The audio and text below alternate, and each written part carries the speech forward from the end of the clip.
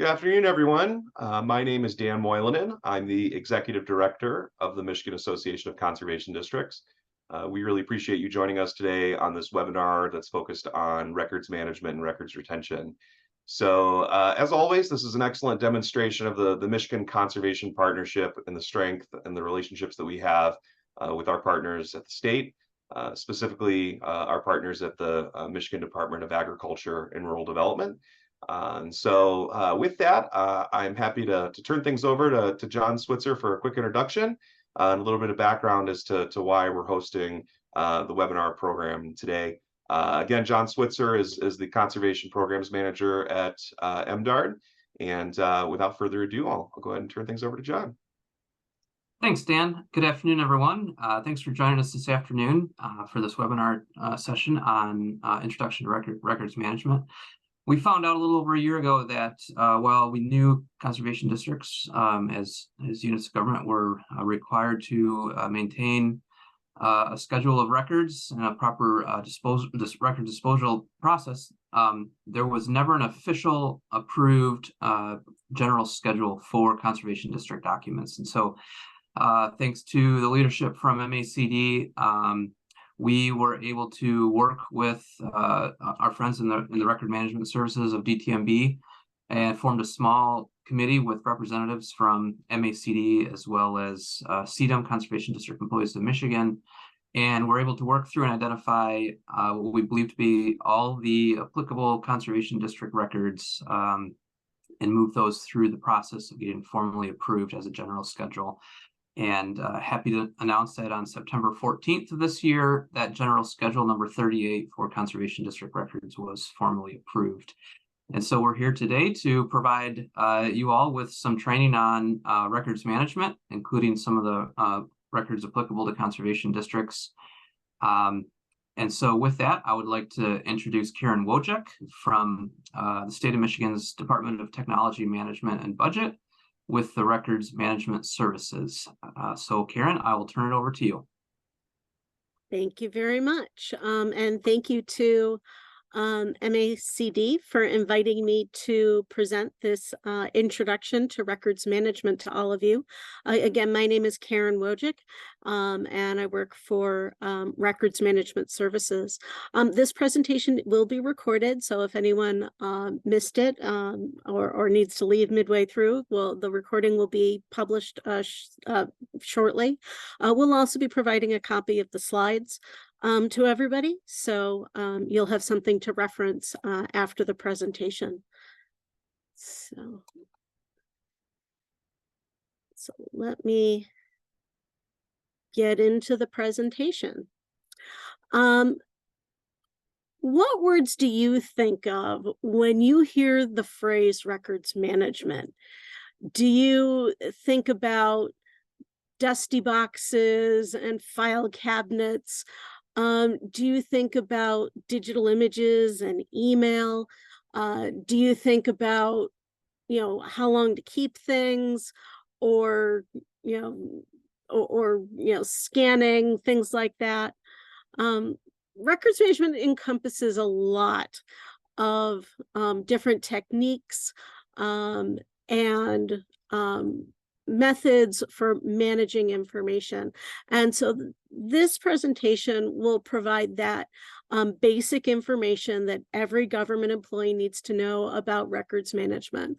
We'll talk about what it is in the state of Michigan, the types of records that we create. We'll talk about records retention and disposal schedules, how to manage records. We'll talk a little bit about email management and scanning, and then I'll point you to some other resources that are available because we have a ton. I do have a colleague with me, Andrew Young, who is going to be helping to answer your questions along throughout the presentation. If you use the Q&A feature in Zoom, you can post your question and he'll monitor those and help you out answering your questions. And I'll periodically take breaks so that we can see what kinds of questions have come in. So please, send your questions along. Happy to answer them along the way. So Records Management Services, we're an agency in the Department of Technology, Management, and Budget. We're responsible for the development, review, and approval of records retention and disposal schedules. We provide records management training like this event. We provide physical record storage services, electronic document management services, scanning services, e-signature services, and confidential records destruction services. Our customers include the executive branch, the legislature, the courts, all local governments, public colleges, and universities in Michigan. There's certain principles that we operate under in records management. And the first is that if information is recorded on any medium whatsoever, it is a record. To be a public record under Michigan law, it needs to be evidence of government activities. Destruction of a public record must be authorized by an approved records retention and disposal schedule. If the record isn't covered by a schedule, there's no authorization to destroy it. Records need to remain accessible and usable for their full retention period. Having documents stored on a floppy disk that no longer fits in your computer is not complying with records management requirements. The next principle is that all records that document an activity should be stored together whenever possible. So you only have to look one place to find the answer to your question or the document that you're looking for, which means that every employee who creates, receives, or maintains records has a responsibility for record retention. Now, there's certain laws that we operate under in the state of Michigan that relate to records management. And the first is the Freedom of Information Act, or FOIA, which defines what a public record is. And I'll be showing you that definition in a few moments. I do want to point out that there are about 100 definitions of public record in Michigan law. They're all complementary. Some of them are exactly the same down to the comma. And none of them contradict each other. The only reason I know that is my boss made me look them up once. And the next law is the Management and Budget Act, which prescribes and creates the responsibilities of the office that I work for, and establishes records management responsibilities for state government. The next law is the Michigan History Center Act, which created the Archives of Michigan. It also establishes that public records are the property of the people of Michigan and that a retention schedule must be approved to authorize destruction of records. And that applies to all levels of government in Michigan.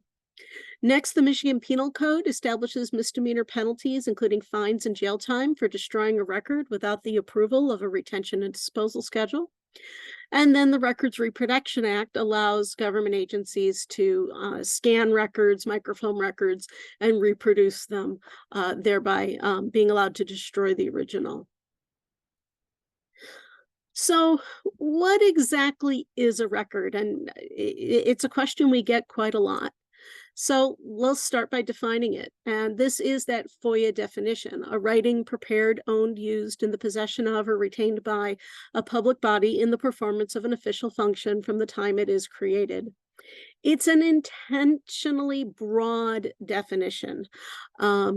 There's no desire to exclude anything from a public record if it is created by a public body, hence a government employee, a government agency, and documents the work of that government employee or agency.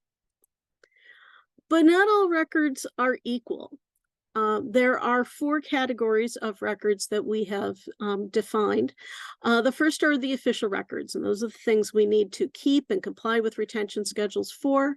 And then the other 3 are short-term records that we can get rid of pretty quickly. The first of those are transitory records, the non-record materials, and personal records. And we're going to talk about each of these categories and what they mean. So, official records, again, that FOIA definition of a record. Official records, their retention is governed by retention schedules because they document the activity of the agency, how employees perform their job duties. Supervisors should be the ones deciding where official records are kept.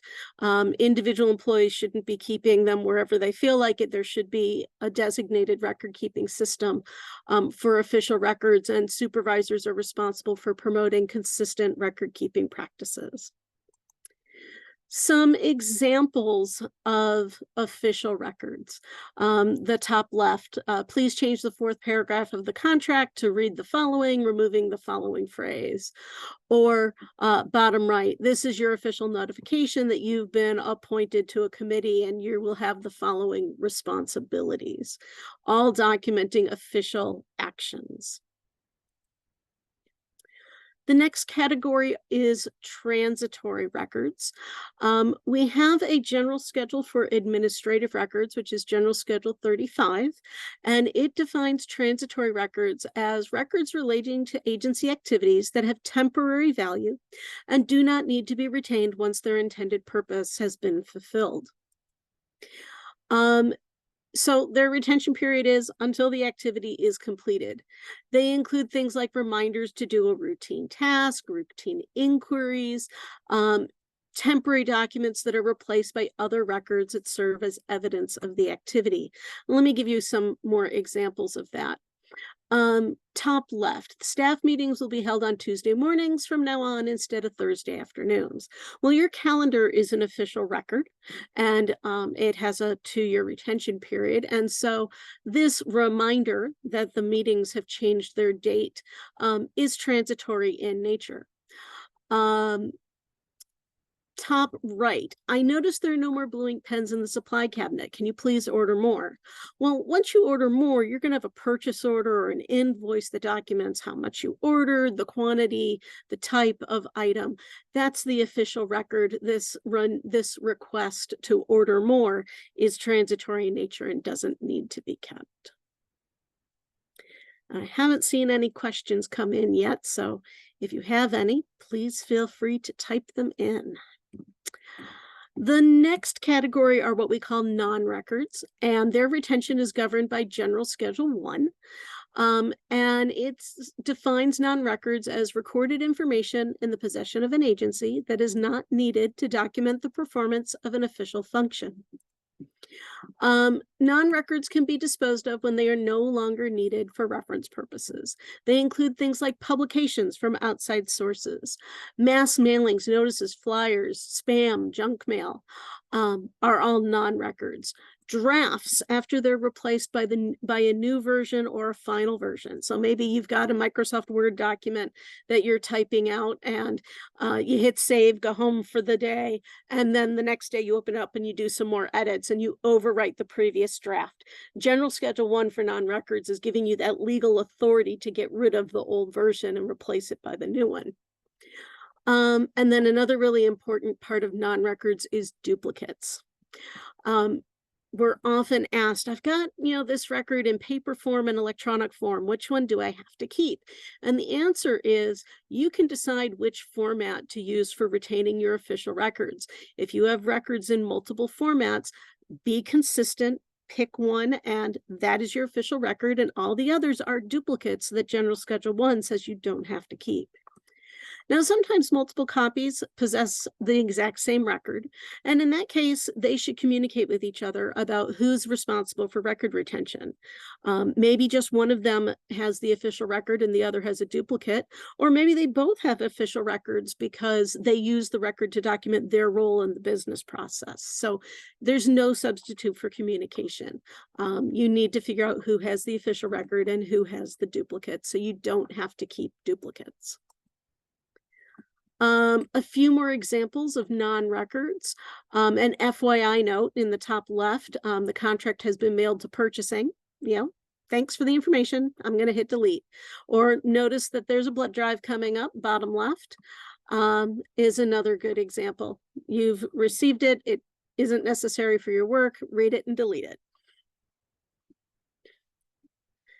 And then our fourth category of records, the personal records that do not document government activities at all. They document your personal life. They could include things like your own employee benefits, your personal financial accounts, records about social events, personal purchases and shopping. These all should be stored physically separately from your work records. There should be no commingling of your personal life and your work life when it comes to record keeping. And they shouldn't be created and stored using government resources. At the same time, I've got a few examples here of records that you might see in a work environment that are personal in nature, and you should read them and delete them pretty quickly. Like top left, congratulations on your new job. It's been great working with you. Or bottom right, somebody left the lights on their car. You know, you might want to go check it out. Or, you know, bottom left, very timely. We're going to have a holiday buffet. Sign up to bring a dish to pass. Again, read it and delete it. It's not an official work record. So, just to summarize that section of the presentation, we keep our official records, and we try to quickly delete those transitory, non-record, and personal records. And this is where I would do another pause to see if any questions have come in, and it looks like there haven't been, so I'll just keep going. Oh, somebody used the chat. Does your department store backups of CD files? If an official record is kept by another entity, should we still keep a duplicate? If you mean, does Records Management Services store backups of files for any government agency? The answer is no, we don't. If you know, we do operate a state records center, which does provide storage of the official copy of physical records that state agencies don't have room for in their office. It's just an offsite storage facility, but it's not about duplicates or backups. Your second question, if an official record is kept by another entity, should we still keep a duplicate? If you're confident that the official record is being maintained by somebody else, you should only keep the duplicate if it has ongoing reference value to you. If it doesn't, no, you shouldn't be wasting your storage resources, you know, cluttering your files with duplicates that you don't need. So, and yeah, please try and put those questions in the Q&A part of Zoom, but either way, glad to see your question and hopefully I answered it. If not, let me know. All right, I'm gonna move on. We're going to talk about records retention and disposal schedules because they're the foundation of a records management program. And we say that because a lot of the other record keeping decisions that we make all depend on answering the key question of how long do I need to keep this stuff? So we have a poll for you, and hopefully Rachel can launch it. The question is, have you ever looked at the general schedules on the Records Management Services website? We'll give you a few seconds to answer that.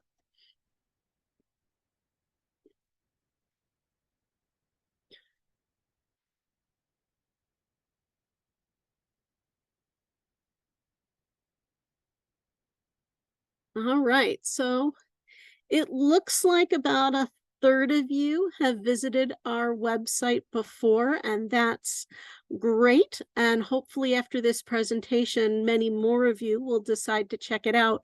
The website address is on the very last slide of the presentation, but it's pretty easy to remember.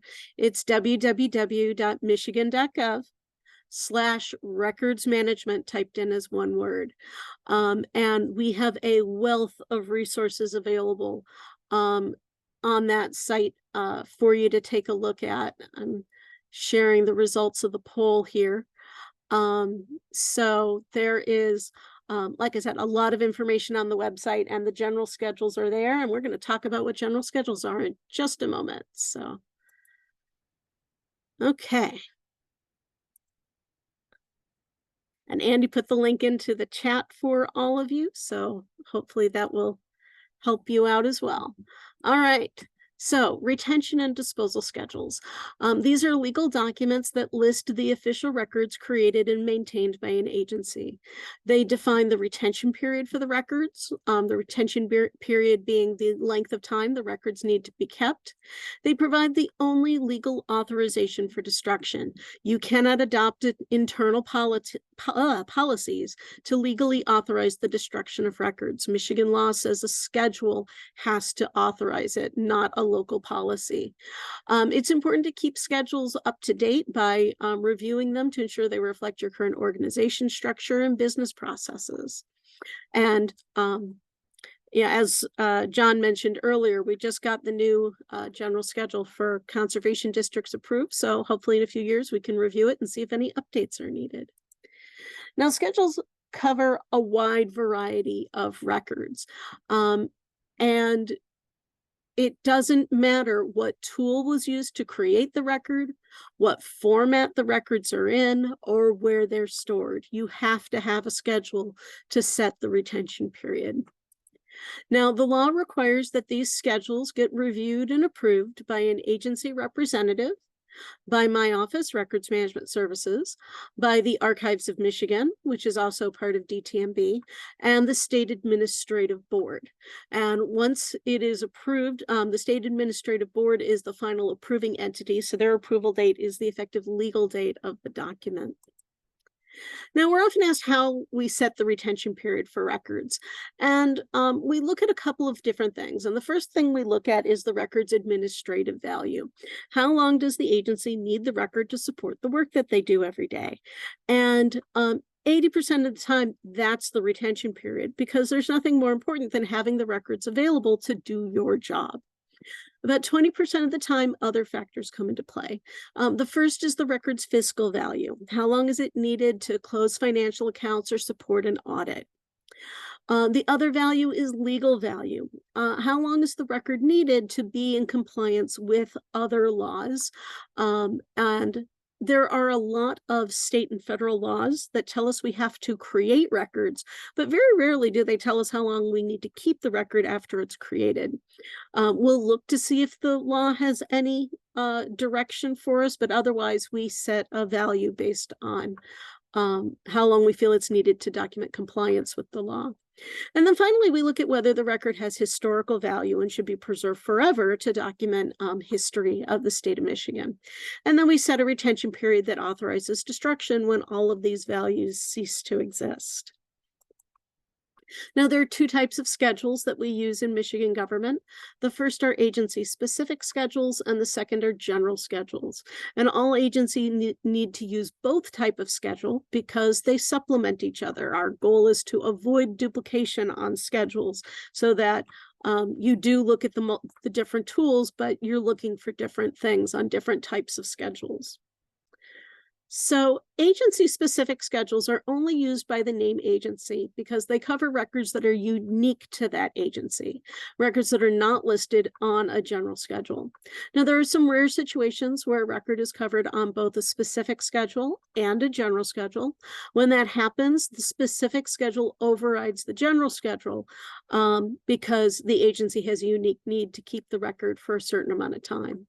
Specific schedules may identify the format of a record, but we try to keep them format neutral, so a record could exist as paper or electronic and the retention period still applies. Now, if you need an agency-specific schedule because you have records that aren't listed on the general schedule for conservation districts, you have to develop it yourself and submit it to the state for approval.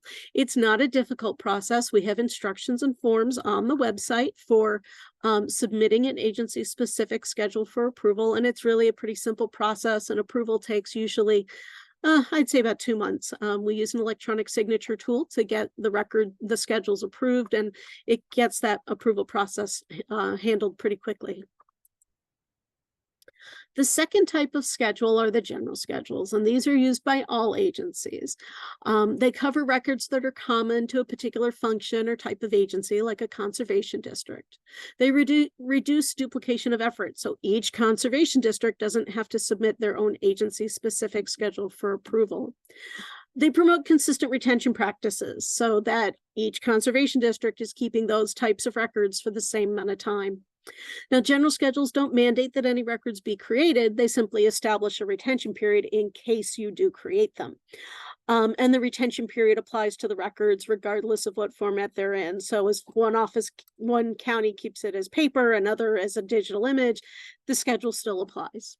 And we do publish them all on our website. So as John mentioned, the general schedule for local conservation districts was approved in September of 2023, and it was developed in partnership between MACD and MDARD. And I have an extract of that schedule on the screen here to show you so you can see what it looks like. Each different type of record, which we would call a record series. A record series is a group of records that support the same business process. Each record series has a unique item number assigned to it. We provide a title, we provide a description so you know what those records are. What do they do? What kinds of documents will you find in the files? And then we set a retention period. And the retention period is formatted so it says retain until something happens. And we define the trigger of what you're waiting for, plus some amount of additional time. And then what happens when that retention period is met? Are the records destroyed or are they transferred to the Archives of Michigan for permanent preservation?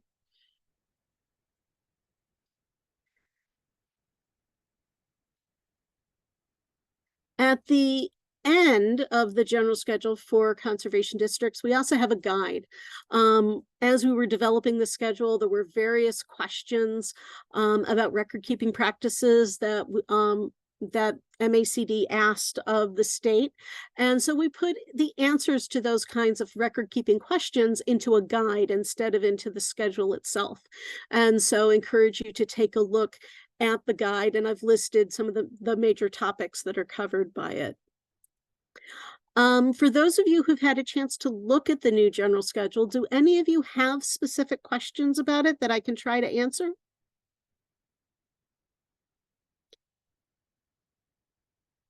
And thanks, Andy, for putting the link to it in the chat.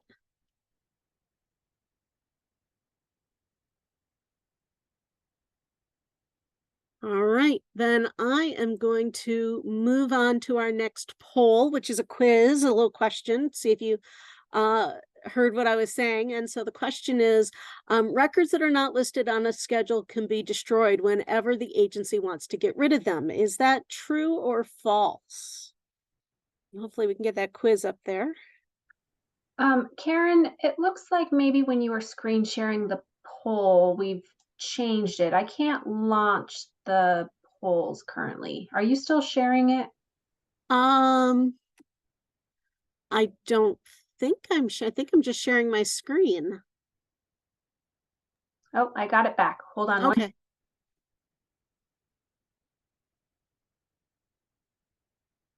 All right, so records that are listed on a schedule, so far everyone's getting it right. False. If they aren't on a schedule, you can't get rid of them. So give sec.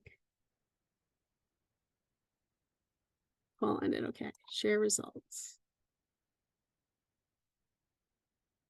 There we go. All right, so great. And I see a question came in about grants.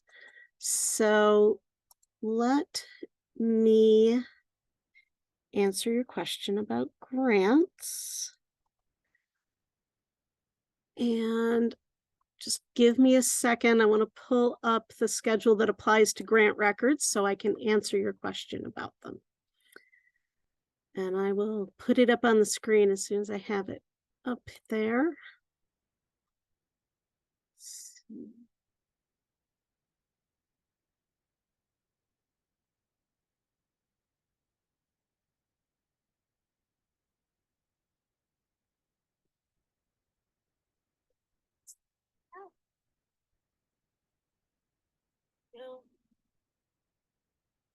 Okay.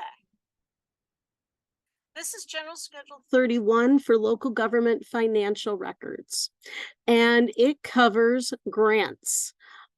So first off, if you, when you're preparing grants, if you calculate what your indirect costs are, and have documentation of that, those are to be retained for until the end of the fiscal year plus 7 years, and then they can be destroyed.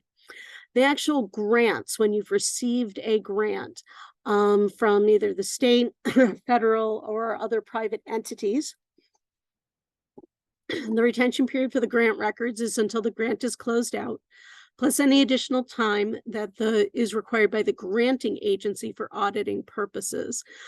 This is because when you receive a grant, you should receive some type of administrative booklet, and it should tell you how long they reserve the right to audit you after the grant is closed out. That's the amount of time you need to keep your records, and then they can be destroyed. And then if you apply for a grant and you don't get it, then you should keep those records for 1 year, essentially from when you were denied the grant, and then destroy them. All right. Let me get, so.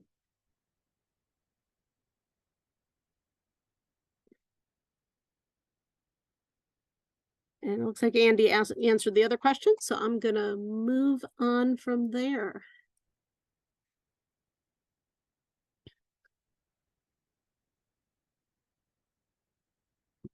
So let's talk retention schedule compliance. It is your responsibility as the record keeper to review records at least once a year to identify what you have in your paper files, your electronic files that have met their retention period, and destroy them in compliance with the retention schedule. My office does not audit agencies to confirm their compliance with the schedule. It is your responsibility, but there are also a lot of great benefits. It saves space, it saves money, it helps you find the information you need faster and easier. It's important to keep in mind that these days a lot of agencies are hiring service providers, vendors, to help them create or maintain records. It could be your IT department, a cloud service provider, some contracted vendor. Those records are still the property of your agency, no matter who's creating them on your behalf. They need to be covered by your retention schedule, and it is your responsibility to ensure compliance with that retention schedule, even if the service provider is in possession of the records. So your contract or service agreement should reference the retention schedule, define how frequently records will be disposed of, establish a process for suspending destruction in case you get a legal hold, and ensure that the destroyed records can't be recovered or reconstructed. It's also important to keep in mind that the public and entities can request your records, either through the Freedom of Information Act, litigation, audits, or investigations. Only authorized coordinators should collect and release the applicable records. That's not something that every employee is responsible for. And that process can be time-consuming and expensive, especially if you're not complying with a retention schedule, because you're going to have a whole lot of stuff that you didn't need to have that someone's going to have to review and release. So if you are notified that you have a legal hold of some type, in order to avoid penalties, stop destruction of relevant records as soon as that request is received. Make sure anybody in possession of those records knows about the legal hold. And then before you plan any type of cleanup activities, confirm what holds are in effect. Bottom line, why should you follow a retention schedule? There are risks associated with keeping records too long. It wastes space, it makes it harder to find what you need, and the records have to be reviewed for FOIA and litigation. There are also risks associated with destroying records too soon. It's a violation of Michigan law and will expose your agency to liability if the records are requested and they can't be released. So always avoid random purging of records and establish a routine in your normal course of business for destroying them. Now, just because there are a lot of different schedules out there with covering a lot of different types of records, you don't have to memorize them all. most employees only work with a few records on a regular basis to do their job. I would say 5 or fewer records most individual people are responsible for. So know the retention periods of the records that support your job duties, and try not to worry about the rest. If that should make this a whole lot more manageable for you. Andy, have any other questions come in that I need to help with? Nope, I don't think so. All Oh, right. wait, couple. Hang on. Let's see. There's one here. Can internal policy create retention schedules that are more strict or have longer retention times than the general schedule? Or should that be done through creation of an agency-specific schedule? That should be done through an agency-specific schedule. Internal policies have no force of law, only the approved schedules do. So you'll need an agency-specific. And then what if records have to be destroyed due to wetness or mouse damage? Sure, great question. So if records are damaged through a natural disaster, pests, whatever, but the records still exist, you have to pay to hire a vendor to help you clean up those records and recover those records if their retention period hasn't been met. Again, this is why compliance with your schedule helps, because, if you have a room that's flooded, you don't want to have to pay the expensive costs of having that water damage remediated for records that have already met their retention periods. So, but if they still have to be retained, yes, you still have to pay to repair them. Now, if they're completely destroyed, you have a fire and all that's left are ashes, there's nothing you're going to be able to do about that. What we recommend is that you create some documentation that identifies what event occurred, what damage was sustained, what records were destroyed, and keep that documentation until the retention period for those records has passed. So, great question. All right, I'm going to try and give you some record keeping tips. So it's not uncommon to find offices with disorganized records, trouble finding records, way too much stuff, and staff trying to pull their hair out over it. Hopefully you don't have a desktop that looks like either of these maddening images. But actually, before I move on, imagine if this person was your coworker. And how would you feel about that? Would you be frustrated? Would you want to ever ask this person to help you with something or help you find something? I don't think so. So bad record keeping really impacts office morale, as well as a lot of other things. And, it's not limited just to paper. You could have an email account with 1,000 messages in the inbox, a network drive that hasn't been cleaned up or organized, and other electronic storage spaces that are a mess. Record keeping problems are common throughout public sector, private sector, because people have problems with version control, duplicate records sitting all over the place, security problems, employee departures that cause record keeping challenges, disorganization. And it's hard to get excited about cleaning up your records. But, if you've ever cleaned out your fridge or your pantry and you found you had duplicates of the same kind of cookie, and you had jars of food that have spoiled, and you clean it all up, and when you're done, it feels really great to have a clean refrigerator. Well, let me tell you, cleaning up your files is going to feel just that good. And so it's something you do need to invest some time into doing. Records management studies over the years have found that on average, 30% of the records in an office do need to be retained, but they're not retrieved regularly. So they're good candidates for low-cost offsite storage. 40% of the records have already met their retention period and should have been destroyed a long time ago, which makes it a whole lot harder to find the 30% that you need on a regular basis. So we're going to talk about, I didn't mean to go backwards. We're going to talk about what we can do to address that issue. And so we have our next poll for you. Thank you. That went quick. When was the last time the staff in your office got together to review its record keeping practices? Did you do it this year, last year, more than 3 years ago? Never?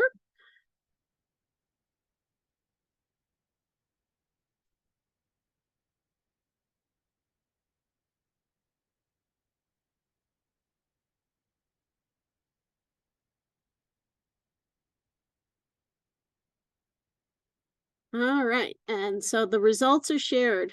Looks like almost half of you have never reviewed your record keeping practices. So hopefully this presentation will motivate you to do that.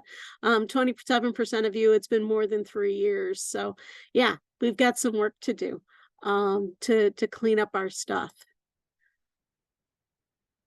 So there's 3 phases of a record life cycle. The first is creation and receipt, the second is maintenance and use, and the third is disposition, and we're going to talk about all of them. So the first phase, records management activities need supervision. Supervisors are not just responsible for personnel issues and budgetary issues, they're responsible for record keeping. And employees need direction about record keeping because consistency is important to prevent the unnecessary growth of records, reduce operational costs, reduce your legal exposure risks, improve productivity, and employee morale. So what kinds of things should supervisors do? The first is designate where records will be stored, the system of record for each business process. Establish some record keeping rules to promote consistent record keeping practices. Delegate record keeping duties to specific employees so people know who's responsible for filing things, cleaning out the files. Oversee employee compliance with their duties and ensure compliance with retention schedules. Because official records are the property of the office, not the individual employee, and they should only be stored in that designated space. The following storage locations are strongly discouraged because only one person can access them, which means they're not available to everybody else in the office, like email accounts, an individual network drive, your computer hard drive, a peripheral device like a USB drive, individual cubicles, and other personal devices. Supervisors should also designate who is the official record keeper. The official record keeper is the employee responsible for filing and maintaining the essential records of a business process or activity. They may include the lead employee or project manager, a designated employee, or sometimes only one employee has the record, so they become by default the official record keeper. And that record keeper needs to figure out what to keep and not to keep. So you keep the official records, things like records that document the activities of the office, data that's generated or collected to support a business process, final versions of a document, and try to weed out those transitory records, non-records, and personal records. So our next poll, has your office adopted any naming conventions for documents or folders and an organized filing plan?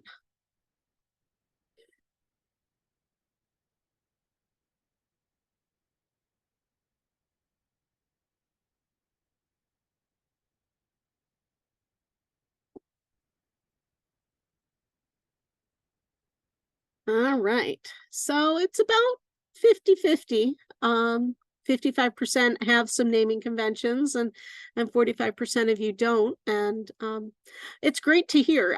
We do have some tip sheets that are published on our website.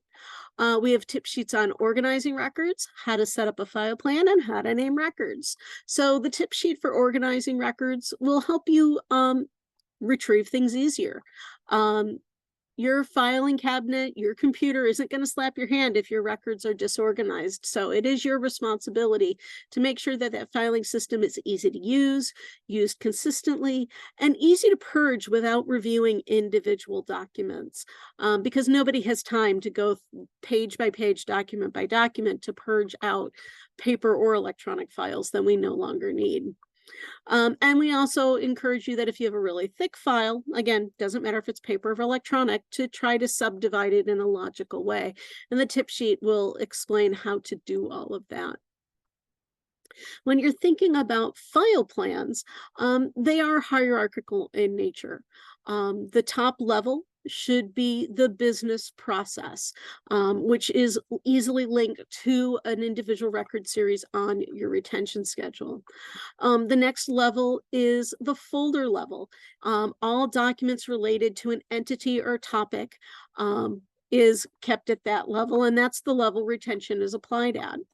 And then the level 3 are the individual documents and data that serve as the essential evidence. And again, we have a tip sheet that further explains these levels of a file plan. Now, when you have records with a chronological retention period, it's best to organize them chronologically. So what do I mean by that? If the retention period says retain until creation date plus, fiscal year plus, current year ends plus, that's a chronological retention period. So you should have separate folders for each month or year so you can pull the entire folder at the end of the month, end of the year when the retention period is met, and avoid weeding individual documents out. If the records have a conditional retention period, that means the retention period is until no longer active and a certain event takes place, case is closed, permit expires, all examples, plus some amount of time, then the active files should be organized by an entity, whether it's a city, a road, a person, a group, a business. And then the inactive files should be organized by the date the file became inactive. This way, if an inactive file is reactivated, you can put it back into the active filing system. And then when it closes for the second time, you move it to the inactive files for the most recent closure. This practice will allow you to, again, pull the entire folder when the retention period is met instead of weeding individual documents. Now, if that was a little confusing, hopefully this graphic will help explain what I'm talking about. This is an example of licensing files, which not everybody has, but I think most people understand what a licensing file is documenting. And in this case, there are two types of licenses. There's Class A licenses and Class B licenses. So under Class A licenses, we have the active ones and then the expired licenses. So the active licenses are organized either by license number or licensee name, and they might have subfolders for correspondence versus the licensing documentation. Expired licenses are organized by the year the license expired. And again, that's my whole point, and then that whole structure is repeated for the Class B licenses. This allows you to move the documents around and apply retention without going through individual documents. And hopefully that makes sense. If it doesn't, put a question in the chat and we'll try to further explain it. When it comes to naming records, consistency is really important, and names should be unique enough to avoid confusion so that you know what the record is without opening up the file. Think about what information employees know about the content of the record when you're naming it, so they can find what they need quickly and easily, either with or without an index. Try to adopt some rules in your naming conventions about how you're going to deal with abbreviations and acronyms, lowercase letters and numbers, numbering, and think about how your computer will sort records if the files are electronic. For example, if you've got numbers in the name, know the maximum number of digits and use zeros as placeholders. Elements of a good file name will tell you what it is, who or what it represents, and when it was created. So what it is it a contract? Is it a license? Does it represent a company, a person, a litigation case? And when was it created? Either a specific date or a cycle or a version. So a good name will save you time in the long run. So a bad file name would just be minutes. A slightly better file name would be minutes of the executive committee, and a really good file name would be minutes executive committee on a particular date, because it answers the what, who, and the when. Hopefully that helps you out a bit. Again, we have tip sheets on all of these tips. So another poll question. Has your office adopted a central filing system that's shared by all employees, or does each employee keep their own files independently?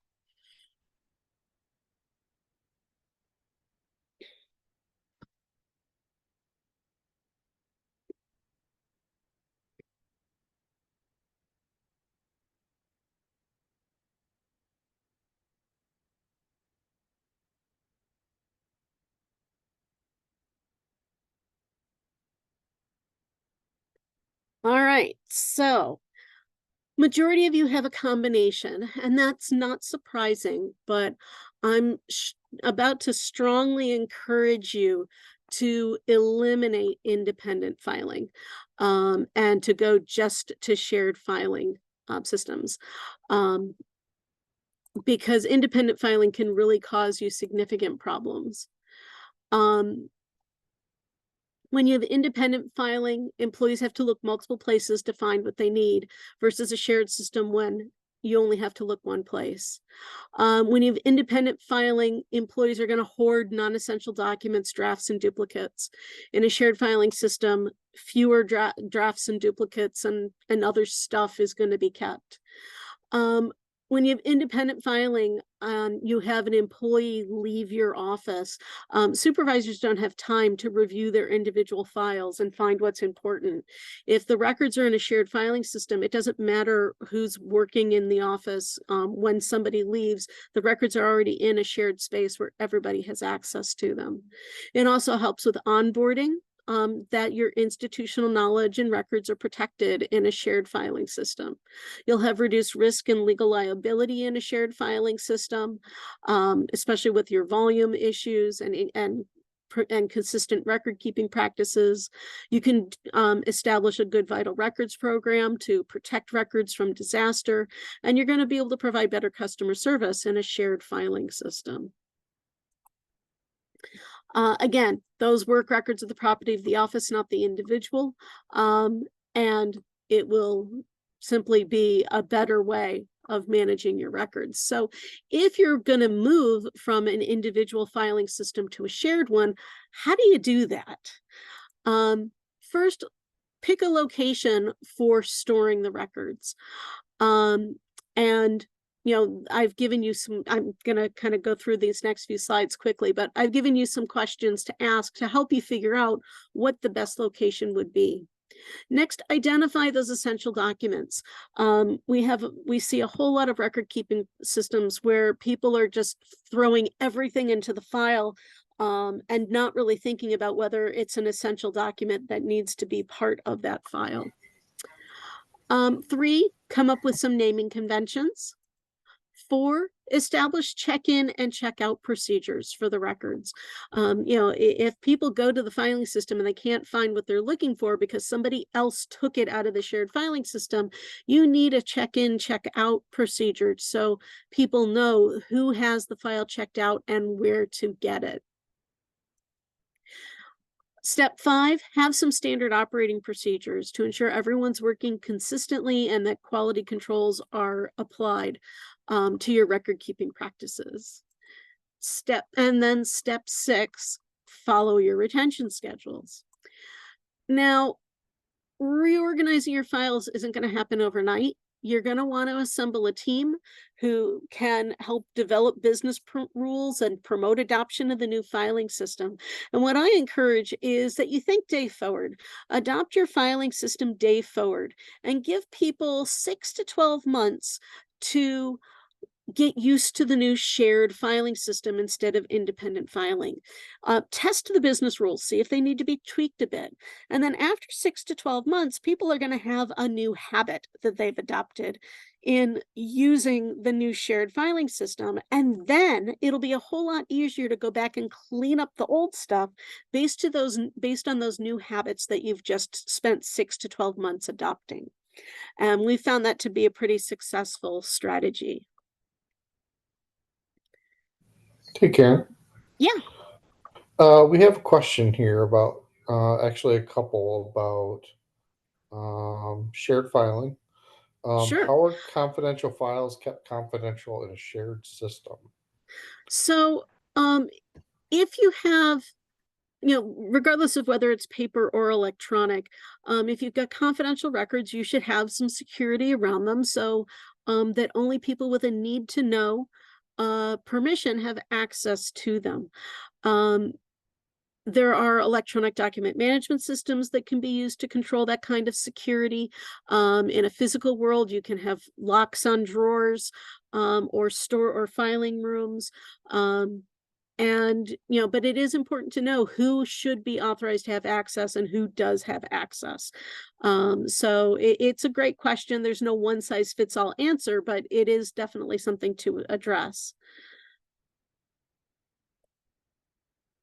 The next question was, can you suggest specific shared filing systems?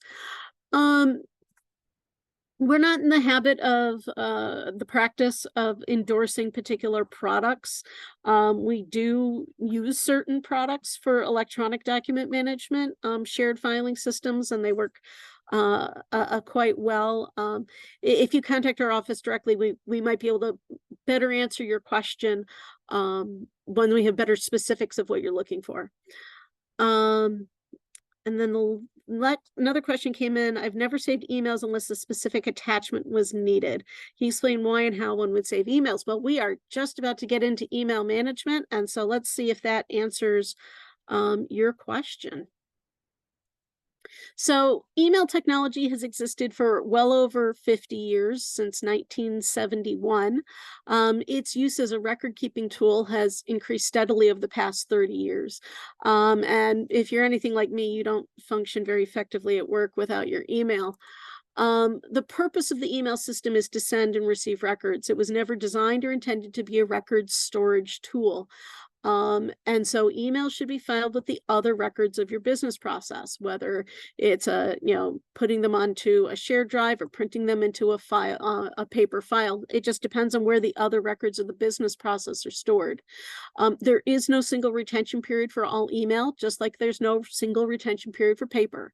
If the record is about a contract, it should be kept with all other contract records. If it's about a personnel issue, it should be kept with all other personnel records. The attachment is not the only official record. Certainly you do want to keep attachments as well as messages, but messages can, have significant content in them that documents decision-making of a government agency. How do you know if you're effectively managing your email? If the messages in your inbox haven't been read yet or are waiting further action, and you have filed the other records that are the business has done, you're effectively managing your email.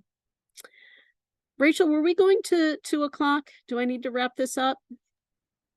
No, Karen, we have a hold until 3. Oh, till 3. Oh, we got plenty of time. Okay. I was starting to rush and I didn't need to. Okay. Do I need to keep this email message? This may help you figure that out. Does the message document government business? If yes, move on to the next question. If no, because it documents personal information or professional development, you can get rid of it. Next question, is the message evidence of an activity or decision, direction, or guidance? If yes, move on to the next question. If no, it contains information I don't have to act on, you can delete it.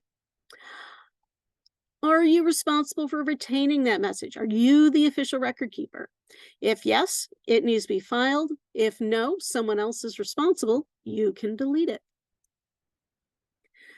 Some tips with your email. Make decisions right away about what to keep. The longer you wait, the harder it will be to remember which messages are important and which ones aren't. And only keep what you personally are responsible for filing. If you have a conversation that goes back and forth, with 10 messages in the conversation string, only keep the last message in the conversation if it includes all the content of the previous conversations, all the previous messages, and the attachments. Now, let's say, there were 10 messages in the conversation and message 2 had an attachment that doesn't appear in message 10.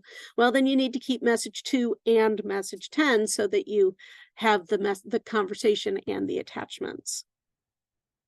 Don't keep duplicates. Rely upon the designated file so there's less confusion about what is a draft and what is a version.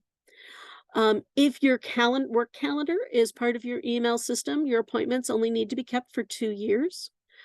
Your trash, try and empty that, daily, weekly, monthly at worst, to get rid of your trash and your junk mail. Those do often get backed up on email servers, and they remain accessible for FOIA requests if you get them. The state of Michigan has received FOIA requests that specifically requested deleted email. So try to empty that trash. And think about employing some mass cleaning techniques. If you know that of the various types of records that you are personally responsible for, the longest retention period is, 10 years, then do a bulk cleanup of all messages that are more than 10 years old, because you're likely to not be keeping anything that, that will help you apply your retention period.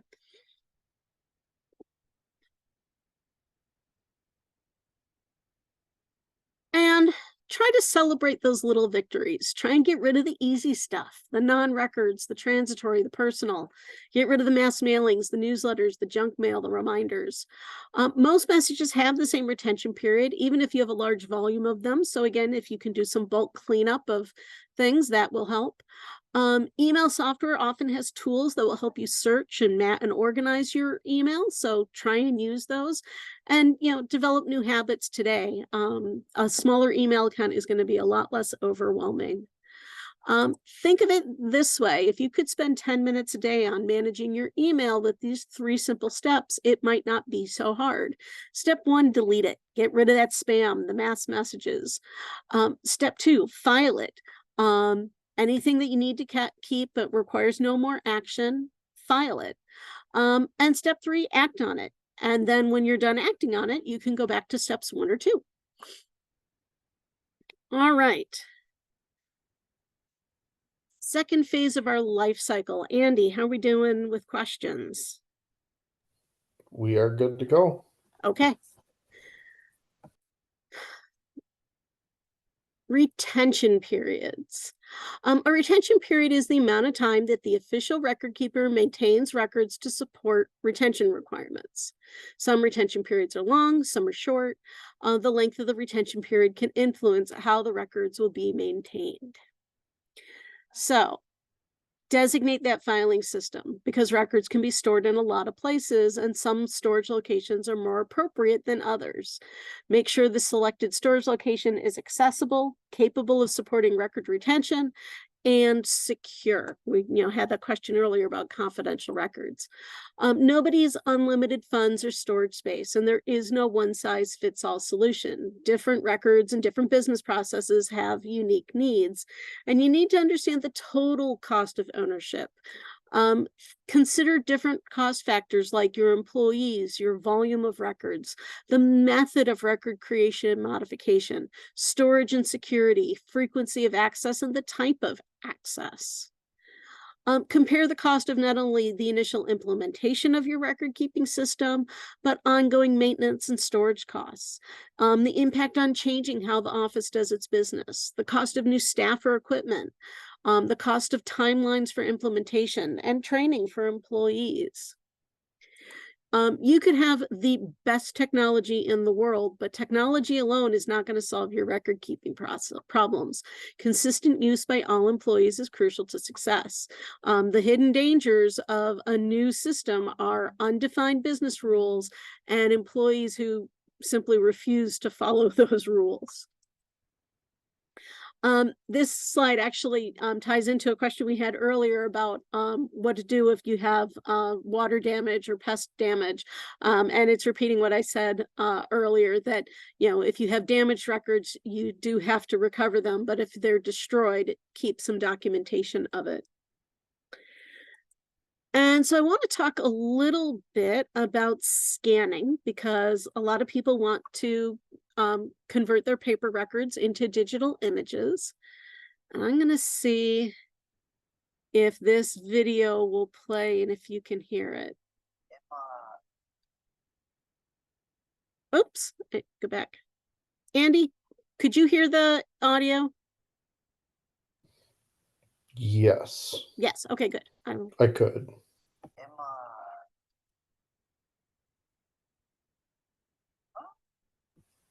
Karen, it's not coming through. Just to be clear, Karen, Yeah, it's a share little your spotty. screen, and Yeah. there's an option to select Okay. optimize audio as well as share your audio. So you'll have to stop sharing and then reshare. Okay, what do I do to optimize the audio? So you'll have to stop sharing your screen for a second, Okay, and then you'll have to reshare, and then there'll be a checkbox that you have to select that says optimize for audio and share audio. okay, let me do that real quick. Okay, I'll restart the video. And Emma.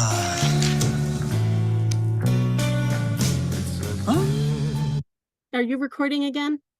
Yes. Yes. Okay. Up. Let's try this one more time. Okay. Emma.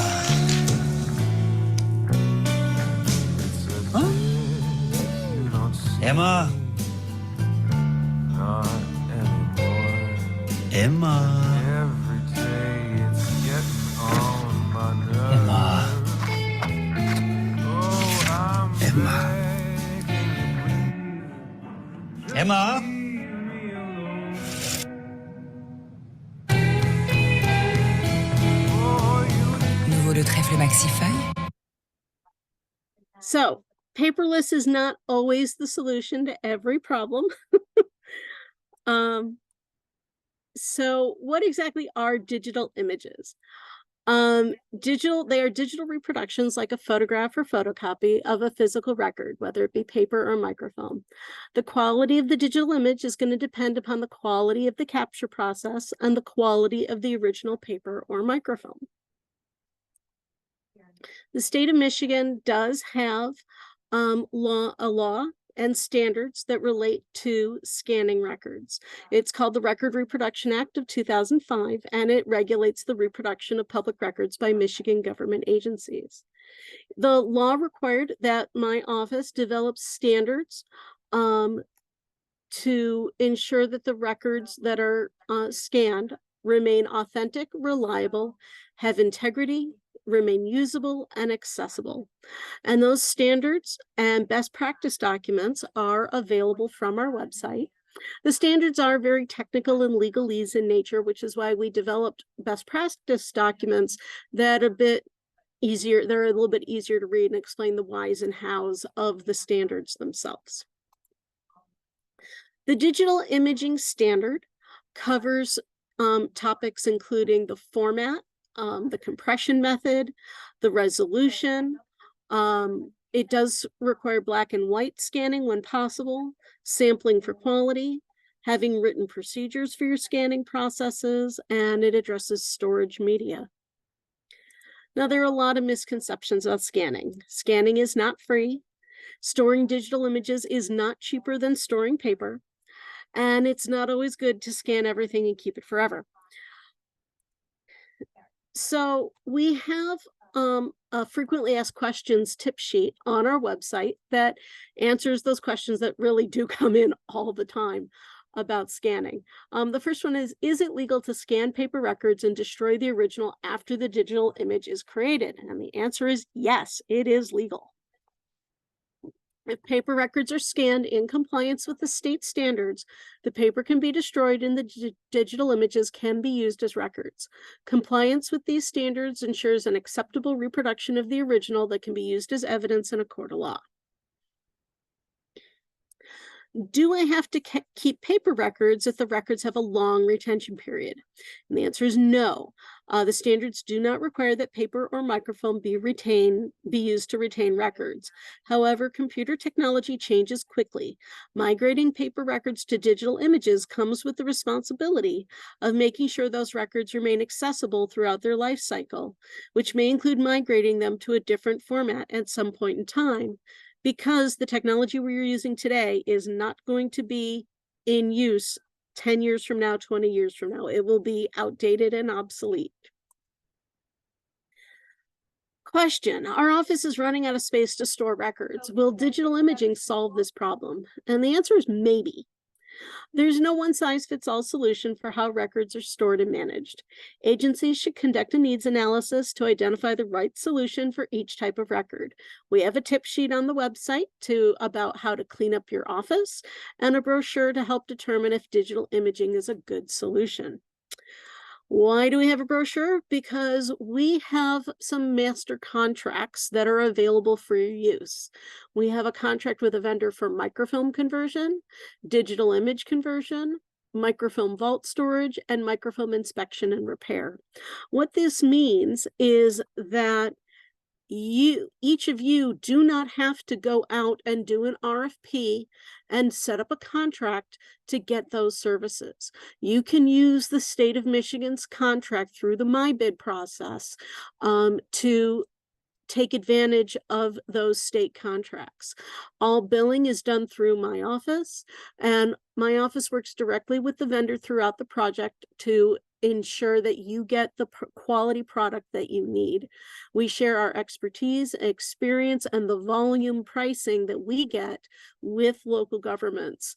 And we ensure that the scanning standards are followed so you don't have to worry about it.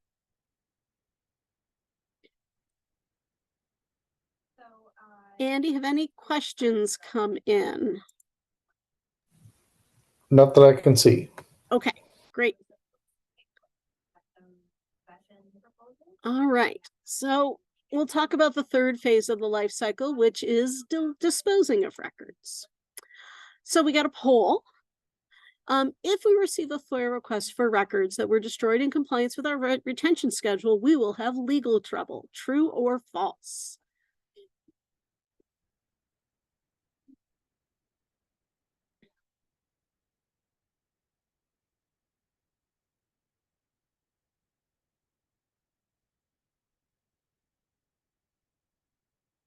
All right, most of you got it right. The correct answer is false. If you complied with your retention schedule, it serves as a bodyguard. It protects you so that you don't have to respond to FOIA and litigation requests because you destroyed the record in a manner that was authorized. So that's one of those great benefits of a retention schedule.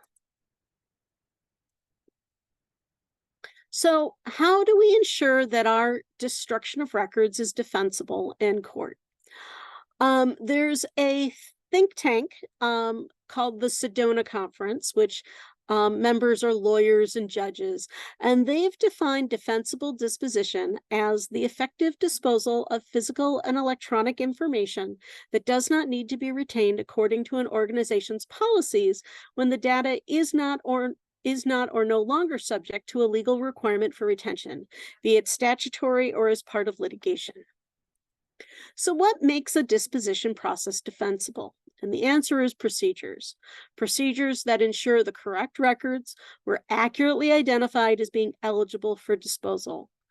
And then disposal activities that were authorized, documented, implemented according to reasonable, transparent, predictable, and consistent procedures and quality controls. First thing to remember is the words disposition and destruction are not synonyms. There are two disposition methods that are identified on retention schedules. One is destruction, which is the complete obliteration of the records so they cannot be retrieved or accessed. And the other disposition method is preservation, the transfer of historical records to the Archives of Michigan for permanent preservation. In accordance with Michigan law, the state archivist chooses the disposition method, not the creating agency of the records. So the Archives of Michigan chooses what is destroyed and what is preserved. Keep in mind there are certain situations when you do need to suspend destruction. That's when you get a FOIA request, litigation, audit, or investigation. Legal holds suspend retention schedules, so destruction must cease. And the hold applies to records in all formats. Failure to cease destruction could result in penalties, so it's important to confirm holds before you destroy records. We'll talk a little bit about physical destruction of records because there are a lot of different ways to do it and some are better than others. Trash is not a secure method for destroying records. Trash is for your banana peels and your coffee cups.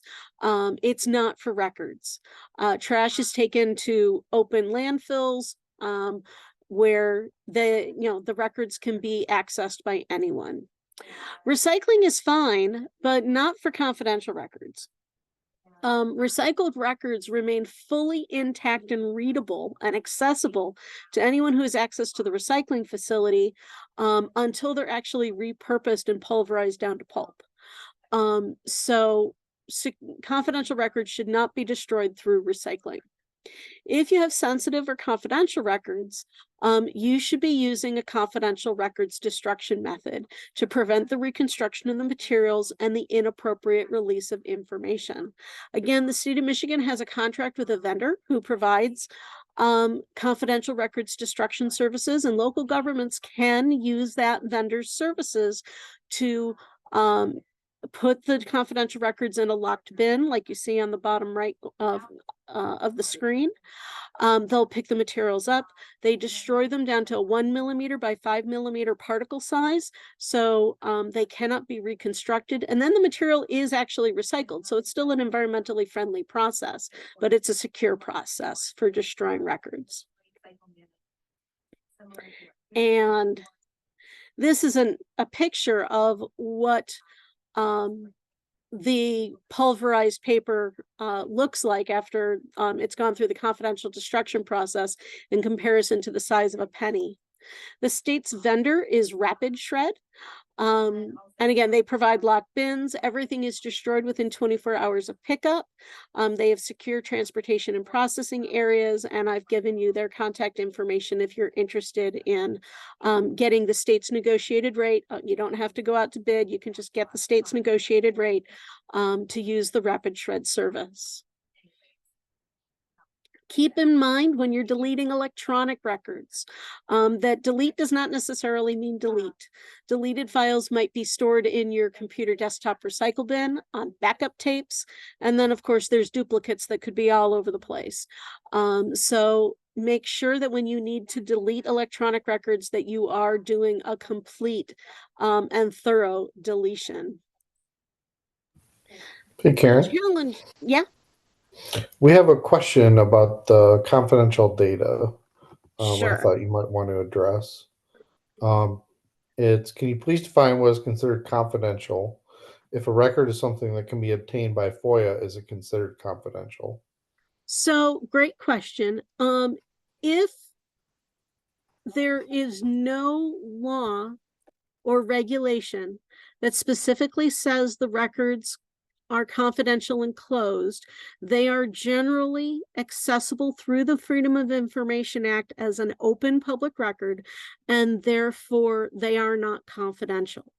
Confidential records tend to have personally identifying information like social security numbers, birth dates, somebody's name and address in combination. It could be trade secrets.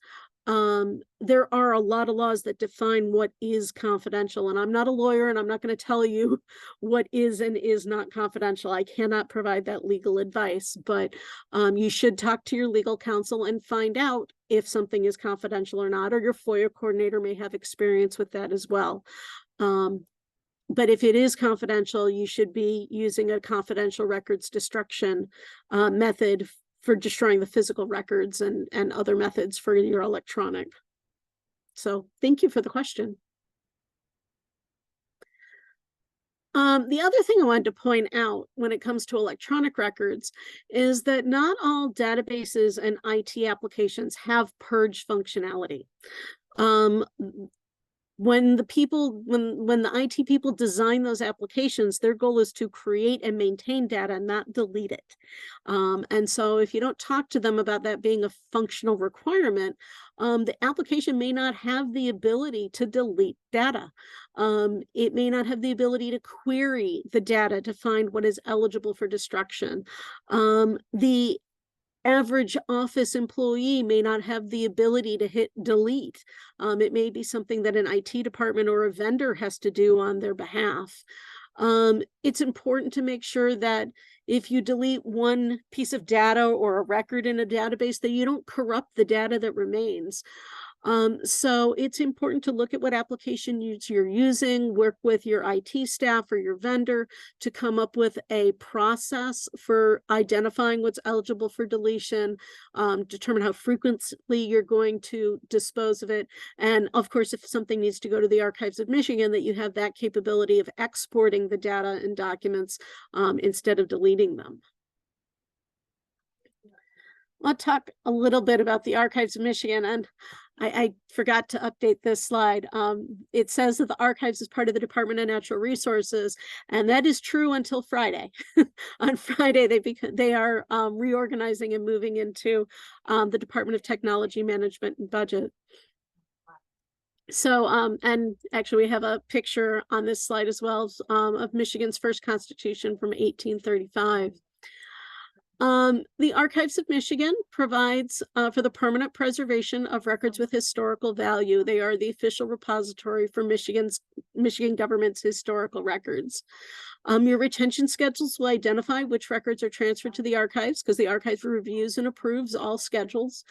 The archives has storage areas with temperature and security controls to protect the records and keep them available. They also have systems for preservation of electronic records.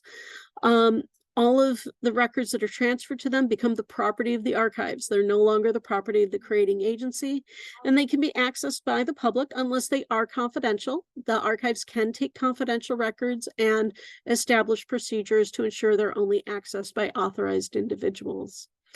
And their contact information is on this slide. All right. So it's time to get organized, and we've got another poll for you. So has your office ever held a cleanup day so all employees could dedicate time to organizing paper files, email, and other stuff?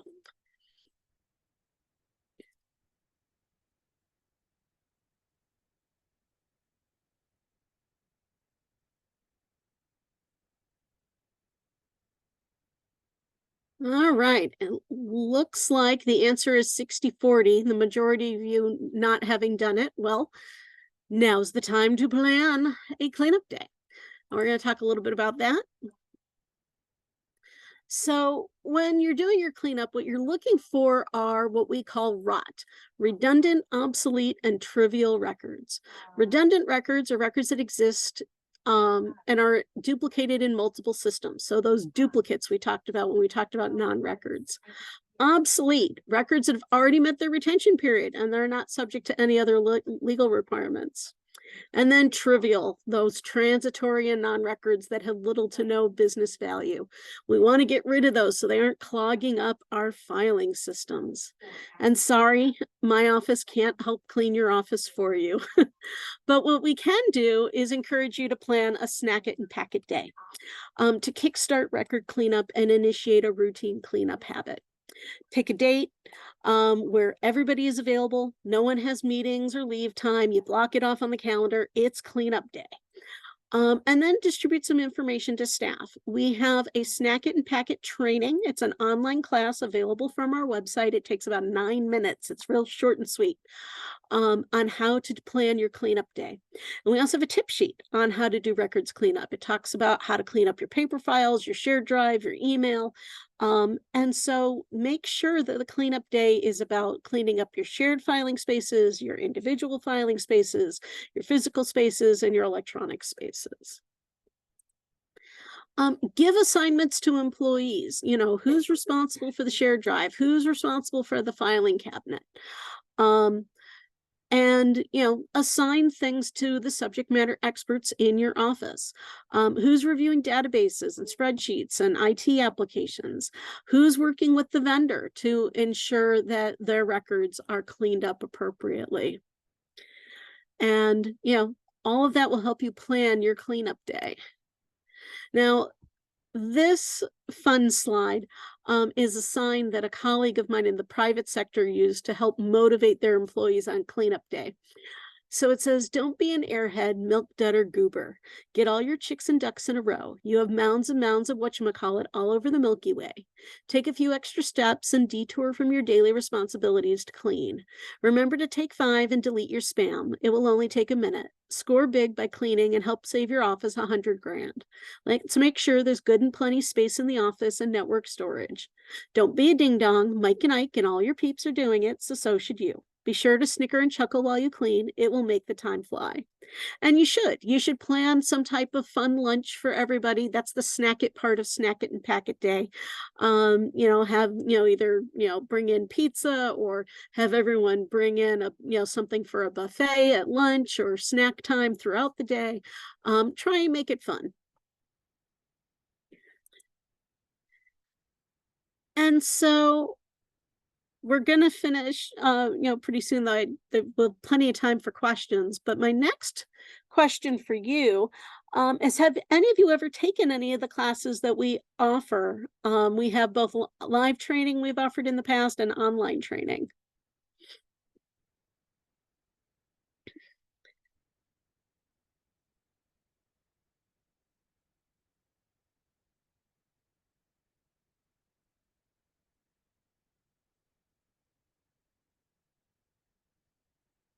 All right, so the overwhelming majority of you, 97% of you, have never taken our training before. So we've got some treats in store for you.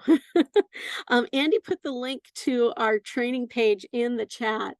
We offer 14 online classes. They're available on demand at any time you want to take them.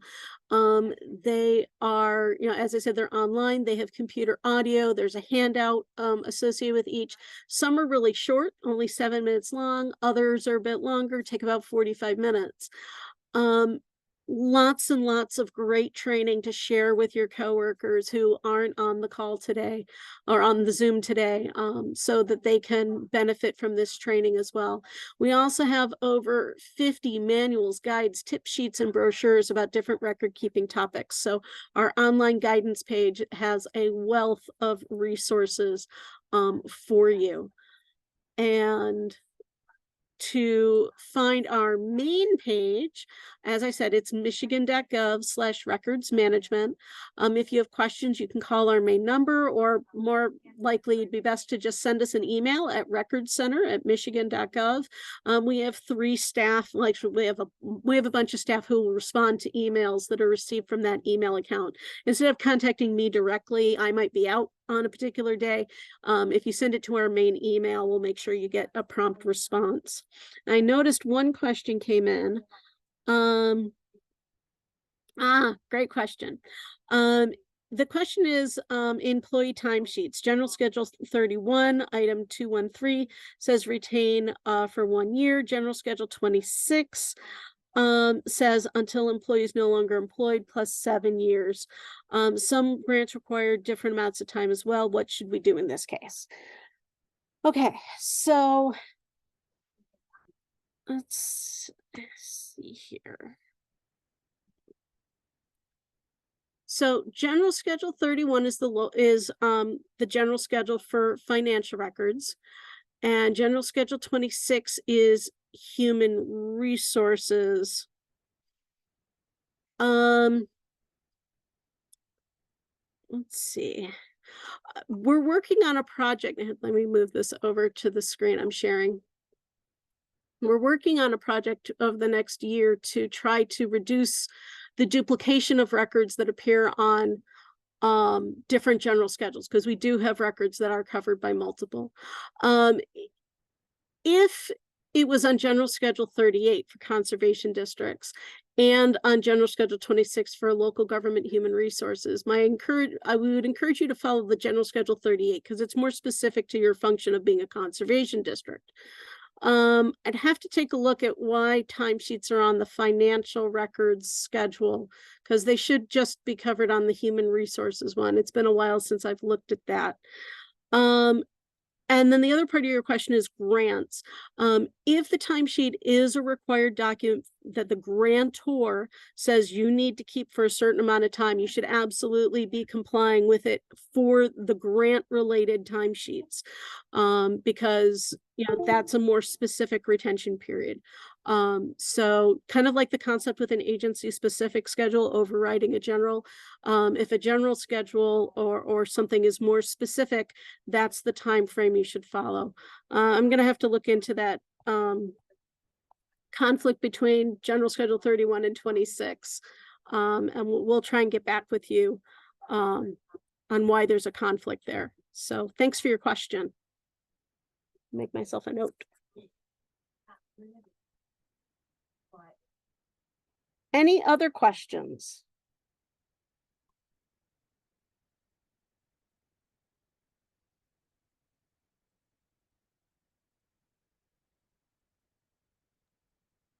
Karen, can I ask a question? I feel like if I try to type it into the chat, it's going to take me a second. Sure. I noticed a little bit in the chat that folks were talking about the S drive. And so I wanted to kind of set up a question for you to talk about. So a lot of our conservation districts are co-located with their federal partner. It's kind of a unique relationship. And so those offices that are co-located may have access to the federal government's S drive, where they store a lot of their records. And so the district staff may be accessing those records or sharing them. Would you touch on whether or not that is an appropriate or even legal place for conservation districts to be storing their own documents?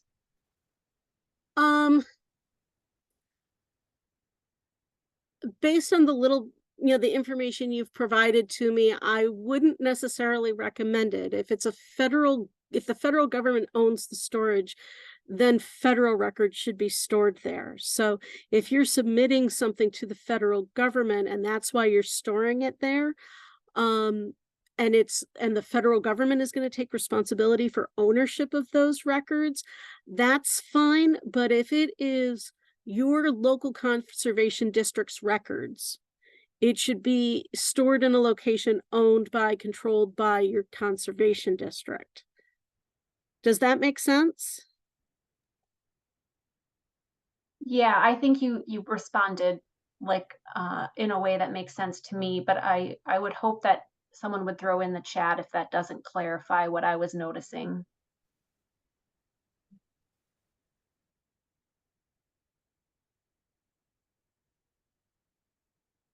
You know, the challenge with that is wanting everything to be in one place. And I would say we want you to store things in one place related to a business process. So if it's a business process that's a partnership with the federal government, you have to submit things to the federal government, that's fine for that business process. But if it's, you know, the business process is totally local, then it should be local. And Andy's helping with question about a Google workspace owned by MACD. Andy, you want to respond verbally to that one too? Sure. As far as, you know, this conversation, you know, it goes back to who is the official record keeper, right? Like if it's an owned document by MACD, it should be an MACD workspace. That doesn't mean you can't have convenient copies in the federal workspace if appropriate, but the official record keeper should have that, you know, documented system of record that they're keeping it in. So a Google workspace that's owned by MACD would be more appropriate for, you know, internal type records. Yeah, I agree. Yeah, there's again that difference between the duplicates and the official record. And the official record should be in a space that is owned by the official record keeper's entity. Totally agree. In the case of where a grant requires us to save a portion of the timesheet longer than others, would you recommend duplicating and keeping that record in both places? Possibly. That might be so that, you know, you're retaining what you need for grant documentation purposes in one place and what you're keeping for regular timekeeping in another. It might, in that situation, which hopefully doesn't happen too often, be necessary to have 2 copies of the same record.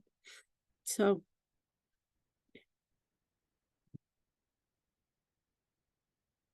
Any other questions? Karen, can I prompt one more Sure. from you? So earlier, a question was asked about whether a district could implement their own policy that was a stricter retention period. And you alluded to that they would have to create their own agency-specific retention schedule. Mhm. And I just wanted to prompt whether I interpreted it a little bit differently. And I think it's important to note that districts can't create policies, but they can choose to just keep a record longer than what the approved schedule is. So if the approval is 2 years and they want to keep it for 5 or forever, they can choose to do that. They don't have to do anything internally if they make that choice, correct? No, the retention schedule, I mean, the general schedule is the time frame that the public expects you to keep those records. So if you're going to keep them consistently, not make an exception to the rule that this particular individual document we're going to keep longer because it's documenting a really unique and rare situation, that's an exception to the rule. If you're consistently as an office going to keep a record for a different amount of time than the general schedule, then you should have an agency specific schedule approved with that time frame. And right now I'm on showing you our website, the general schedules page where we list all of the schedules, and it has a link to the agency specific schedule page with the instructions and forms. And then just to add to that a little bit about what Karen's saying is, if you're going to choose not to follow the schedule, it puts you at different liability. Because if you are inconsistently applying your retention schedules, it can cause issues as far as FOIA and why are you destroying these versus not destroying these, things like that. So I would definitely, like Karen said, recommend, the agency specific schedule if you have different needs. Yep. Yeah. The last thing you want is a lawyer asking you, why did you follow the retention schedule for this record and not that record?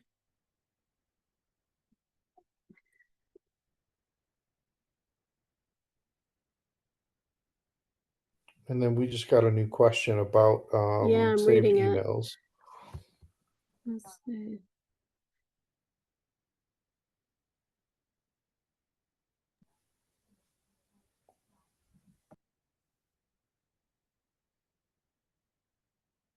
So Ashley's question is, she didn't get, when she was hired into her office, she didn't get an individual email address. She got a general district account email address that already has 7,000 emails in it that predate her employment.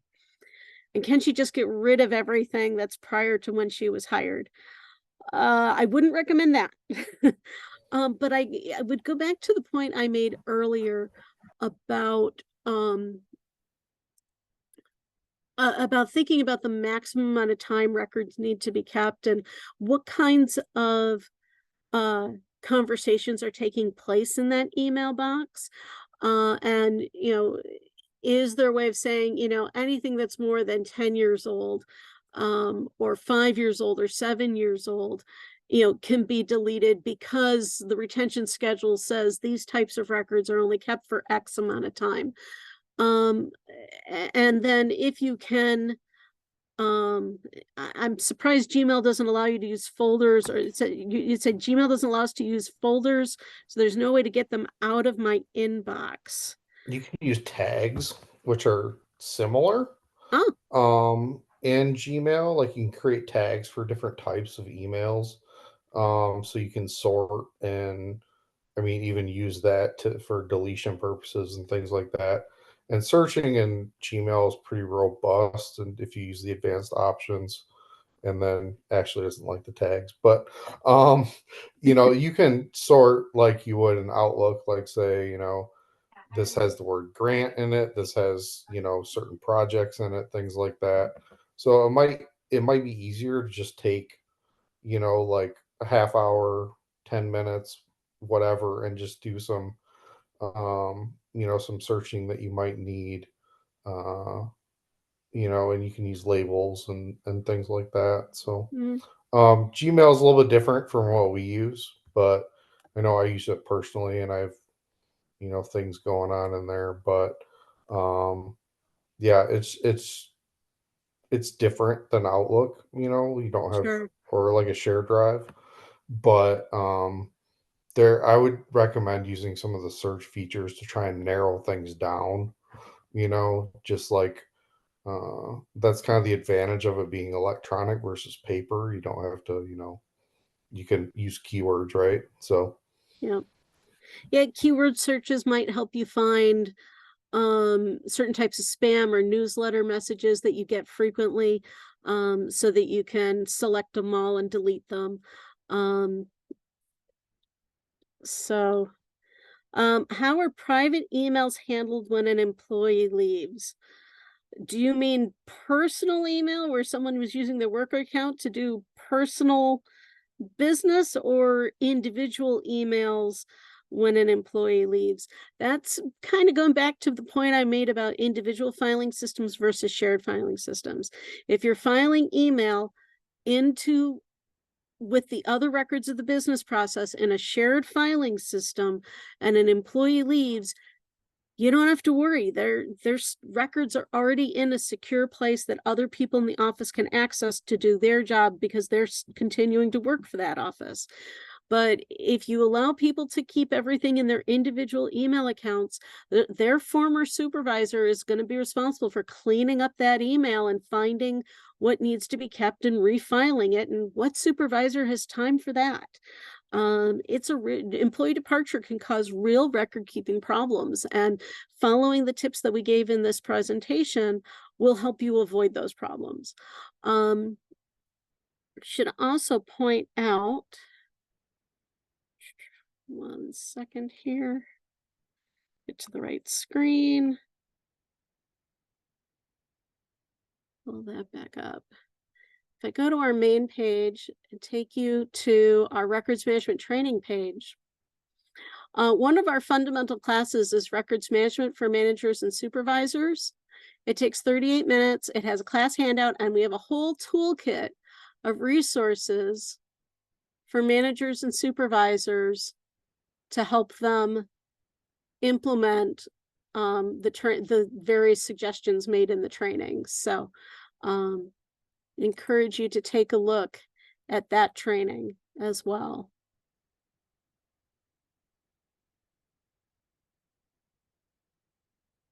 Any other questions?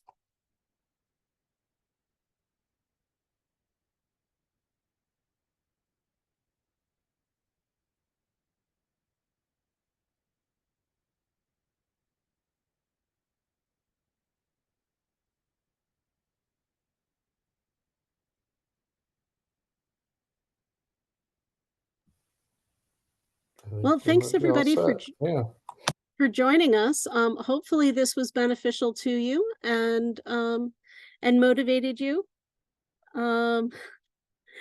to improve your record keeping practices. Rachel has a nice comment. This training speaks my love language. I feel seen and validated. Well, thank you. That's a very nice thing to say.